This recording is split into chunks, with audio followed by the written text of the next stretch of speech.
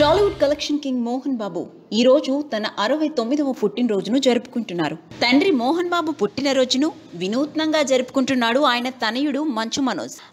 సామాజిక సేవా కార్యక్రమాల్లో చురుగ్గా పాల్గొంటాడు. నలుగురికి మంచి చేయటంలో ముందుండే మనోజ్కి తండ్రికి తగ్గ తనయుడిగా ఇండస్ట్రీలో పేరు తెచ్చుకున్నాడు.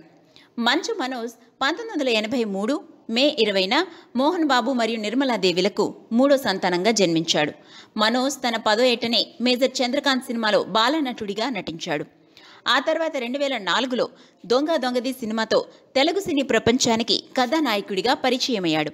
బిందాస్ సినిమాకు గాను ఆంధ్రప్రదేశ్ ప్రభుత్వం నుండి నంది స్పెషల్ జ్యూరీ పురస్కారాన్ని అందుకున్నాడు. మంచు మనోజ్ చేసింది తక్కువ సినిమాలే అయినా తనకంటూ ఒక ప్రత్యేకమైన ఇమేజ్ని ఏర్పరచుకున్నాడు.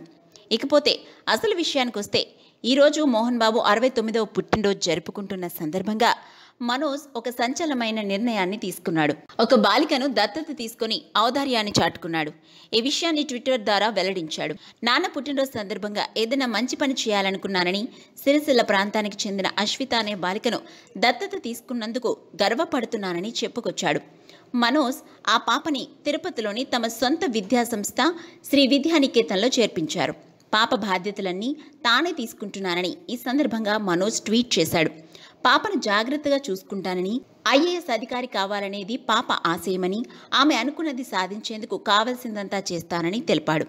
ఆమెకు మంచి జీవితాన్ని ఇచ్చేందుకు సాయశక్తులా కృషి చేస్తానని చెప్పాడు. ఈ ట్వీట్పై చంద్రశేఖర్ అనే నెటిజన్ కామెంట్ చేస్తూ, మంచి పని, కానీ ఐఏఎస్ అధికారి అవ్వాలంటూ బాలికను ఒత్తిడికి గురి చేయకండి.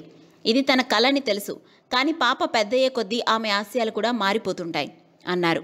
ఇందుకు మనోజ్ సమాధానమిస్తూ, ఐఏఎస్ అధికారి అవ్వాలన్నది తన కోరిక బ్రదర్, నేనెవరిని డిసైడ్ చేయడానికి, తనకు మంచి జీవితం ఇవ్వగలనని మాత్రం చెప్పగలనని చెప్పాడు. If you like the video, please like us and subscribe Tollywood Nagar.